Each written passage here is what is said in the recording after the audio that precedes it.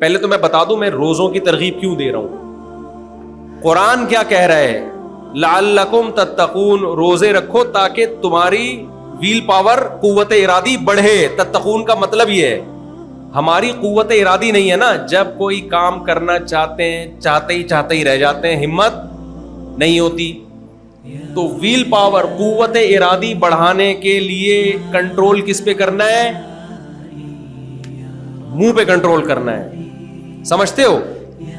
مذہب یہ کہتا ہے اور میڈیکل سائنس بھی یہ کہتی ہے. اب آپ لوگ تو یہاں پروجیکٹر ہوتا تو میں ڈاکٹروں کے پورے کلپ چلا دیتا آپ کے پاس. اب تو گورا اس طرف آ رہا ہے انٹرمیڈیٹ. پہلے اس کو مسلم فاسٹنگ کہتے تھے کہ پھر انہوں نے نام چینج کر کے رکھ دیا انٹرمیڈیٹ فاسٹنگ. پہلے جب یہ فاسٹنگ کا کانسیپٹ گوروں میں آیا نا کہ آپ کی ویل پاور بڑھانے کے لیے، آپ کی قوت ارادی بڑھانے کے لیے، آپ کے جسم کو پاورفل بنانے کے لیے فاسٹنگ بہت ضروری ہے. تو فاسٹنگ پہلے سے کس میں تھی؟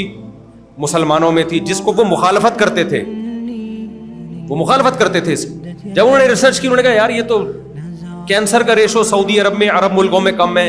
ایک گورے کی رپورٹ آئی تھی، اس نے کہا یار وہاں پیر جمعرات کا روزہ رکھنے کا معمول ہے، اس لیے ان میں کینسر کیا ہے؟ بہت کم ہے.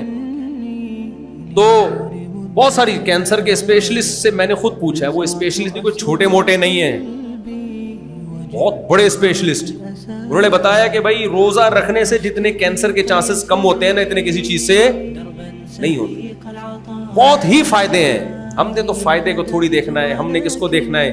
اللہ کا کیا ہے حکم ہے. یہ فائدے تو میں اس لیے گنوا رہا ہوں تاکہ موٹیویشن ملے، ورنہ ہمارے لیے تو اللہ کا ارشاد کافی ہے. اے ایمان والو لعلکم کتب علیکم الصیام، روزے رکھو. کیوں؟ لعلکم تتقون، تاکہ تمہاری ویل پاور بڑھے، تمہارے اندر خواہشات پہ کنٹرول کرنے کی صلاحیت بڑھے. ہم تو اس لیے رکھ رہے ہیں. صحت خراب بھی ہو جائے تو کیا کرنا ہے یار ایسی صحت کا؟ موٹا تازہ گینڈے کی طرح گھوم رہا ہو اور گناہوں میں پڑا ہوا ہو، اس سے بہتر وہ پتلا اچھا نہیں ہے جو گناہوں سے بچتا ہے. بے بھائی اگر طاقت ہی دنیا میں سب کچھ ہے تو بیل جنت میں جانا چاہیے نا. پھر بھینسے اور بیل تو بہت طاقتور ہوتے ہیں، کسی کام کے ہوتے ہیں؟ وہ تھوڑی اللہ کی نظر محبوب ہے.